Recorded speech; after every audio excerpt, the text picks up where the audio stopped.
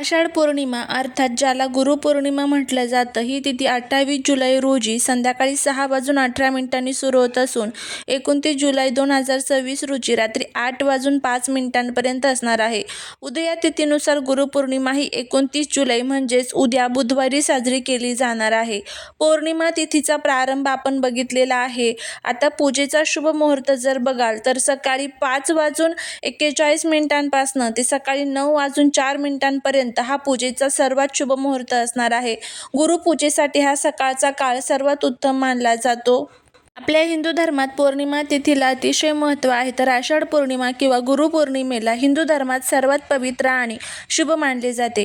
या दिवशी भगवान विष्णू, चंद्रदेव आणि महर्षी वेदव्यास यांची उपासना केली जाते. आषाढ पौर्णिमेला गुरुपौर्णिमा साजरी करता येते. हा दिवस गुरुप्रती आदर, ज्ञान आणि आध्यात्मिक प्रगतीचे प्रतीक मानला जातो. गुरुपौर्णिमेच्या दिवशी आपण आपल्या घरामध्ये आपल्या गुरूंची सेवा करायची असते, त्यांची पूजा आपल्याला करायची असते. यामध्ये जर तुमचे दत्तगुरू किंवा श्री स्वामी समर्थ महाराज गुरु असेल तर मग त्यांच्या मूर्तीवरती अभिषेक करायचा आहे किंवा फोटोची व्यवस्थित धूप, दीप, अगरबत्ती ओवाळून आपल्याला पूजा करून घ्यायची आहे. नैवेद्य अर्पण करायचा आहे. आपल्या गुरूंचा आवडतीचा नैवेद्य आवर्जून अर्पण करायचा. आषाढ महिन्यातील ही पौर्णिमा आपल्या सनातन धर्मात अत्यंत श्रेष्ठ आणि फलदायी मानली जाते. हा केवळ एक सण नाही तर आपल्या आयुष्याला अंधाराकडून प्रकाशाकडे नेणाऱ्या, आपल्याला ज्ञान देणाऱ्या गुरुप्रती असणारा हा सर्वात मोठा दिवस आहे. उद्याच्या अत्यंत शुभ दिवशी आकाशात काही दुर्मिळ आणि अत्यंत शुभ योग तयार होत आहेत. जर तुमच्या आयुष्यात दीर्घकाळापासून पैशांची अडचण असेल, कर्ज वाढले असेल, घरातील दारिद्र्य हटत नसेल, हातात आलेला पैसा टिकत नसेल तर उद्याचा हा दिवस तुमच्यासाठी एखाद्या वरदानापेक्षा कमी नाहीये. आजच्या या विशेष व्हिडिओमध्ये आपण गुरुपौर्णिमेला काय करायचे आहे, कोणते शुभ मुहूर्त आहे आणि त्याचबरोबर या दिवशी कोणता एक अत्यंत प्रभावी असा उपाय करायचा आहे जेणेकरून आपल्या जीवनातील सर्व जे काही दोष आहेत तर ते दूर होऊन लक्ष्मी आपल्या घरामध्ये वास करेल. हा व्हिडिओ त्यामुळे शेवटपर्यंत नक्की पहा. जर तुम्ही या चॅनलवरती नवीन असाल तर चॅनलला सबस्क्राईब करा आणि कमेंटमध्ये श्री स्वामी समर्थ लिहायला अजिबात विसरू नका. आषाढ पौर्णिमेचं महत्त्व जर बघायला गेलं तर पौर्णिमा ही तिथी साक्षात श्रीहरी विष्णू आणि माता लक्ष्मीला अत्यंत प्रिय आहे. या दिवशी चंद्र आपल्या पूर्ण कलाने युक्त असतो आणि पृथ्वीवर सकारात्मक ऊर्जेचा वर्षाव करत असतो आणि या दिवशीच व्यास पौर्णिमा साजरी केली जाते. महर्षी वेदव्यास यांनी 18 पुराणे आणि महाभारताची रचना आणि त्याचबरोबर 4 वेद यांनी याच दिवशी यांची रचना केली होती. महर्षी वेदव्यास हे विश्वाचे पहिले गुरु मानले जातात. त्यामुळे या दिवशी गुरुचे पूजन केल्याने आणि भगवान विष्णू लक्ष्मीची सेवा केल्याने आयुष्यातील सर्व मानसिक, शारीरिक आणि आर्थिक संकटे नष्ट होतात. उद्याच्या पौर्णिमेचे महत्त्व आणखी वाढले आहे कारण उद्या ग्रहांची अत्यंत दुर्मिळ आणि शुभ स्थिती निर्माण होत आहे. उद्या पौर्णिमा तिथीचा प्रारंभ, समाप्ती आपण बघितलेली आहे. तर त्याचबरोबर या दिवशी ब्रह्मयोग, इंद्रयोग, रवी योगासोबतच सर्वार्थ सिद्धियोग जुळून आल्यामुळे या दिवशी केलेली कोणतीही साधना, पूजा किंवा उपाय हे त्वरित सिद्ध होतात. उद्या सकाळी सूर्योदयापासून ते दुपारी किंवा संध्याकाळी पूजेच्यासाठी अत्यंत शुभ मुहूर्त आपण बघितलेला आहे. आता आपण बघूया की या दिवशी आपल्याला लक्ष्मी आणि विष्णूंचं पूजन कसं करायचं आहे. यामध्ये तुम्ही लक्ष्मीच्या मूर्तीवरती कुंकुमार्चन करा, भगवान विष्णूंच्या विष्णू सहस्रनामचं पठण करा, कनकधारा स्तोत्रमचं पठण करा. या छोट्या छोट्या सेवा जरी केल्या तरी याचं आपल्याला खूप चांगलं फळ जे आहे तर ते मिळत असतं. त्याचबरोबर या दिवशी काही प्रभावी असे उपाय करायचे आहे. तर हा उपाय जर आपण केला तर आपल्या घरामध्ये सकारात्मक ऊर्जा टिकून राहते आणि त्याचबरोबर जीवनामध्ये असणारे सर्व संकटे, सर्व दुःख जे आहे तर ते दूर होतात. उद्या सकाळी उठल्यानंतर तर सर्वात प्रथम मुख्य दरवाजावर हळदीचे पाणी शिंपडावे आणि मुख्य दाराबाहेर हळदीने स्वास्तिक काढावे. यामुळे घरातील नकारात्मक ऊर्जा बाहेर पडते आणि माता लक्ष्मीचे आगमन होते. या दिवशी श्रीहरी विष्णूंना तुळशीपत्र, पिवळी फुले अर्पण करावीत कारण पिवळा रंग हा भगवान विष्णू आणि गुरुग्रहाचे प्रतीक आहे. पूजेमध्ये केसरयुक्त दुधाने किंवा पंचामृताने श्रीयंत्राचा किंवा विष्णूच्या मूर्तीचा अभिषेक करावा. या दिवशी पिवळ्या वस्तूंचे दान जसे की चणा डाळ, पिवळे वस्त्र, गूळ किंवा केळी दान केल्याने कुंडलीतील गुरुग्रह मजबूत होतो. गुरुग्रह मजबूत झाला की माणसाला समाजात मान सन्मान, प्रतिष्ठा आणि अखंड धनलाभ होतो.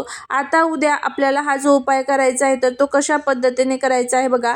आपल्या आयुर्वेद आणि तंत्रशास्त्रामध्ये काही वनस्पतींना साक्षात देवी देवतांचे रूप मानले गेले आहे. घरामध्ये स्वास्तिक काढायचं आहे. आता हे स्वास्तिक कुठे काढायचे, कसे काढायचे? आता स्वास्तिक काढल्यामुळे काय होईल तर आपल्या घरातील भांडणे, शत्रुता, आजारपण, वास्तुदोष, पितृदोष, वाईट नजर निघून जाईल, लक्ष्मी धावत आपल्या घराकडे येईल, दारिद्र्य संपेल.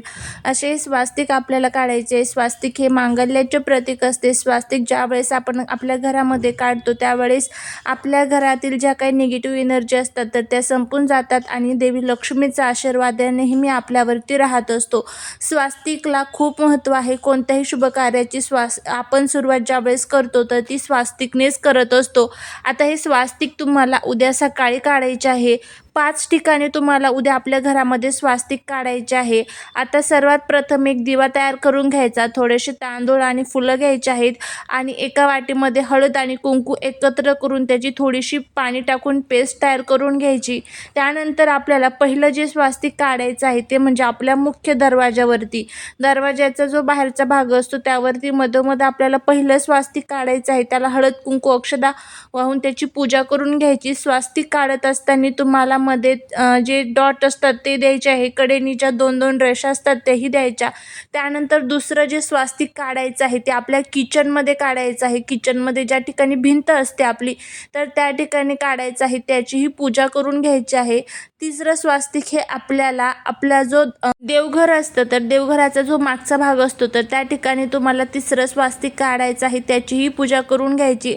चौथं स्वास्तिक जे आहे तर ते तुम्हाला तुळशी माताजवळ म्हणजेच तुळशीजवळ काढायचं आहे. आणि 5वं स्वास्तिक जे आहे तर ते आपल्याला आपल्या घरातील जी पैसे ठेवण्याचा भाग असतो, तिजोरी असेल किंवा कपाटामध्ये जिथे कुठे तुम्ही पैसे ठेवत असाल त्या ठिकाणी पैसे ठेवण्याच्या जागेवरती तुम्हाला 5वं जे स्वास्तिक आहे तर ते काढायचं आहे. सर्व स्वास्तिकची हळद कुंकू अक्षदा वाहून पूजा करायची आहे आणि स्वास्तिक हे व्यवस्थित काढायचं, शास्त्रशुद्ध पद्धतीने काढायचं आहे. प्रत्येक स्वास्तिक काढत असताना मनामध्ये एक सकारात्मक भाव ठेवायचा की आता मी जे हे उपाय करत आहे किंवा सेवा करत आहे यामुळे मला चांगला फायदा होणार आहे. माझ्या जे काही दोष आहेत, संकट आहेत तर ते दूर होतील आणि देवी लक्ष्मी भगवान विष्णूंची कृपासुद्धा मला प्राप्त होईल. अशा पद्धतीने आपल्याला हा जो उपाय आहे तर तो करायचा आहे. आता त्यानंतर बघा तुम्हाला काही सेवासुद्धा घरामध्ये करायच्या आहेत ज्यामध्ये विष्णू सहस्रनाम, कनकधारा स्तोत्रम, लक्ष्मी गायत्री मंत्र, विष्णू गायत्री मंत्र यासारख्या सर्व स्तोत्रांचं आणि मंत्रांचं तुम्हाला पठण करायचं आहे. तर नक्की तुम्ही हा जो उपाय आहे तर तो करून बघा. तुम्हाला याचा खूप चांगला फायदा जो आहे तर तो बघायला मिळेल. बघा माता लक्ष्मी ह्या त्याच घरामध्ये राहतात ज्या घरामध्ये भगवान विष्णूंची सेवा केली जाते. भगवान विष्णूंना आणि माता लक्ष्मीला प्रसन्न करून घेण्यासाठी पौर्णिमा तिथी ही खूप महत्त्वाची असते. आणि उद्या पौर्णिमेला पृथ्वी तलावरती जे विष्णू तत्व आणि लक्ष्मी तत्व असणार आहेत तर ते रोजच्या तुलनेमध्ये सहस्रपटीमध्ये जास्त प्रमाणात कार्यरत असणार आहे. या तत्वांमध्ये जेव्हा आपण काही उपाय करतो, जेव्हा आपण काही सेवा करतो त्यावेळेस त्याचा चांगला फायदा जो आहे तर तो आपल्याला होत असतो. तुम्ही नक्की करून बघा. तुम्हाला याचा चांगला फायदा जो आहे तर तो आवर्जून होईल. झालेली सेवा ही महाराजांच्या चरणी रुजू करते. जर तुम्हाला हा व्हिडिओ आवडला तर लाईक करा. चॅनलवरती नवीन असाल तर चॅनलला सबस्क्राईब करा.